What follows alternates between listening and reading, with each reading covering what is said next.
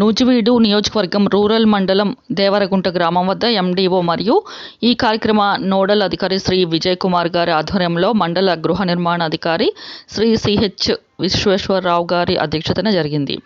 అధ్యక్షులుగా బీజేపీ నాయకులు శ్రీ మాటు రవికాంత్ గారు, శ్రీ బోను అప్పారావు గారు, శ్రీ మాగంటి వాసు గారు హాజరయ్యారు. కేంద్ర ప్రభుత్వం నిధులతో నడిచే పథకాల గురించి గ్రామస్తులకు వివరించడం జరిగింది. శ్రీ మోదీ గారి పాలనలో సంక్షేమ పథకాల అమలు తీరుపై మరియు అధికారుల వివరణపై గ్రామస్తులు హర్షం వ్యక్తం చేశారు. బీజేపీ మండల పార్టీ అధ్యక్షులు శ్రీ గోగినేని శ్రీనివాస్ కుమార్ అప్పారావు గారు మాట్లాడుతూ, మీ గ్రామానికి సీసీ రోడ్లు, ఎల్ఈడీ లైట్లు వేయటం జరిగిందని, ఉద్యానవన పంటల ద్వారా గ్రామస్తులు అనేక మంది ఉపాధి పొందుతున్నారు.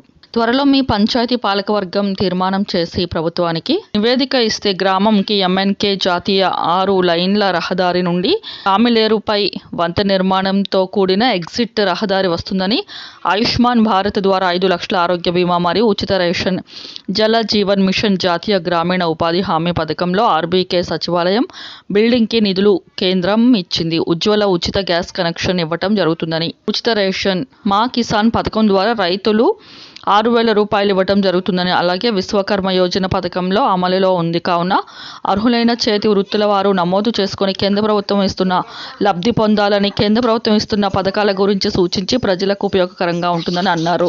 ఈ కార్యక్రమంలో గ్రామ సర్పంచ్, ఎంపీటీసీలు మరియు మండల పంచాయతీరాజ్ అధికారులు, వైద్యాధికారి డాక్టర్ షేక్ నజీమా గారు, వ్యవసాయ అధికారులు, ప్రజాప్రతినిధులు, సచివాలయం సిబ్బంది తదితరులు పాల్గొన్నారు. ప్రకృతి వ్యవసాయం మరియు వాటి ఉత్పత్తులను తయారు చేయు విధానం శ్రీ ప్రసాద్ గారు వివరించారు మరియు సబ్సిడీపై పిచికారీ చేసి ద్రోణిని ప్రదర్శన నిర్వహించారు.